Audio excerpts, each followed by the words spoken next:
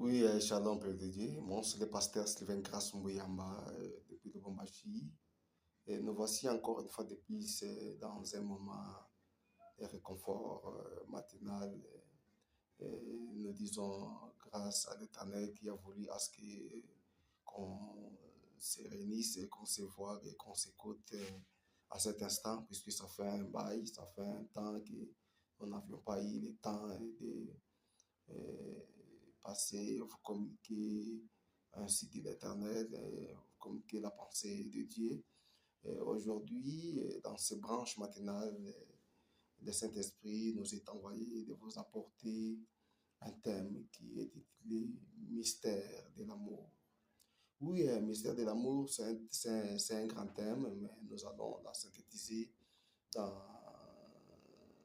quelques minutes pour ressortir quelque chose de meilleur qui pouvait quand même vous apporter un plus sur le plan ministériel ou bien dans la vie chrétienne. Oui, le mystère de l'amour, nous l'avons tiré dans l'épître de 1 Jean chapitre 4, le verset 8 et Jean chapitre 3, le verset 16.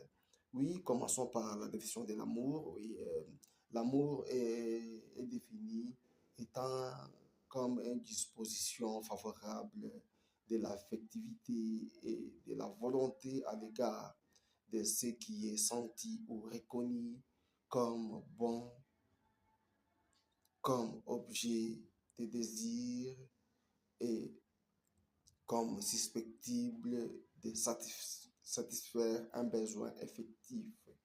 Oui, l'amour est composé de parties différentes que nous allons citer, entre autres l'affection, attachement, inclination, passion, pulsion, tendance, etc. Euh, Pourquoi l'amour est au masculin? Ça c'est une question que je me suis toujours posée. Pourquoi l'amour est au masculin? L'amour est au masculin parce que l'amour, c'est un homme. L'amour, c'est une personne. Oui, si vous lisez bien 1 Jean 4, 8, vous allez comprendre pourquoi nous typifions l'amour étant qu'un homme. L'amour, c'est un homme. Cette personne, l'amour, nous l'appelons Jésus-Christ de Nazareth. Oui, l'amour, c'est Jésus-Christ de Nazareth. L'amour, c'est Jésus. Je le répète, l'amour, c'est Jésus. Laisse-moi aller plus vite. Nous avons trois types d'amour. Entre autres, nous avons Eros, Phileos et Agapao. Et quand nous parlons de l'amour appelé Eros, c'est l'amour à catégorie faible, et qui veut dire plaisir. Eros, principe d'action, symbole de désir, dont l'énergie et la libido. Oui, Eros vient des mots érotisme qui a trait à l'amour physique ou désir ou plaisir, surtout à la sexualité, génitalité. Oui, ce que nous pouvons au moins retenir sur l'éros, oui, c'est juste un peu ça. C'est juste un peu ça. C'est l'amour qui est basé sur le physique. C'est l'amour qui est basé euh, surtout dans le plat des plaisirs sexuels. Et toutefois, on peut le dire comme ça. Et allons vite à Philéos, l'amour que nous appelons Philéos, c'est un amour à une catégorie moyenne qui veut dire amour naturel, l'amour du prochain. Je peux aimer quelqu'un comme ou normalement, c'est naturel comme nous venons de le dire. C'est comme par exemple quand nous voyons David qui fit un roi et Jonathan son ami, et ils ont eu quand même le temps de s'aimer. C'est un amour naturel, l'amour qui a un profit. Si aujourd'hui je te donne, je m'attendais à un jour tu vois aussi me donner. Oui, on n'est pas là. On n'est pas là. C'est un amour qui a l'intérêt. L'amour philéo, c'est un amour qui a l'intérêt réciproque. Si je t'aime et toi aussi, tu dois me le faire aussi en retour. C'est ça, les philéos.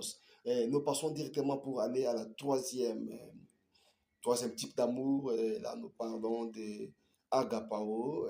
Quand nous parlons de l'agapao, c'est l'amour à catégorie élevée.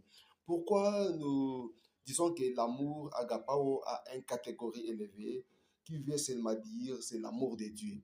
L'amour de Dieu a une catégorie élevée. Oui, si nous revenons sur notre deuxième test que nous avions donné au départ, Jean chapitre 3, le verset 16, nous voyons que Dieu, il a tant aimé le monde, c'est ainsi qu'il a donné son Fils unique afin que celui qui croit que cette personne ne périsse, mais qu'il ait la vie éternelle. Qui peut donner son Fils unique? Qui peut libérer son Fils unique? euh, il n'y a que Dieu qui peut le faire. Hein? Il n'y a que Dieu qui peut le faire. Oui, posez-vous une question de savoir. Et tu n'as, tu n'as qu'un $100, mais euh, il y a tant de personnes qui vous viennent pour vous demander, il y a tant de personnes que vous rencontrez dans des difficultés pour résoudre à leurs besoins. Il suffit de dépenser ton $100 là. Es-tu à mesure de dépenser les $100 en question pour laisser tes enfants mourir de faim à la maison? Il n'y a que Dieu qui peut le faire. Il n'y a que Dieu qui peut le faire. Puis c'est pourquoi nous disons que c'est l'amour à une catégorie élevée. C'est l'amour qui n'a pas d'intérêt, ce n'est pas un amour euh, de profit, de profit ou de plaisir, mais plutôt c'est l'amour sans limite. C'est un amour sans limite, agapao, l'amour de Dieu envers les hommes.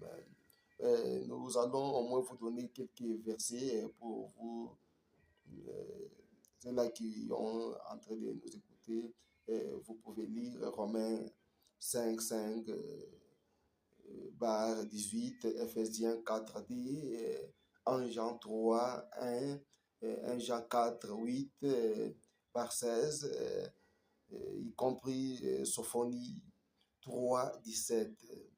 Que Dieu vous bénisse abondamment.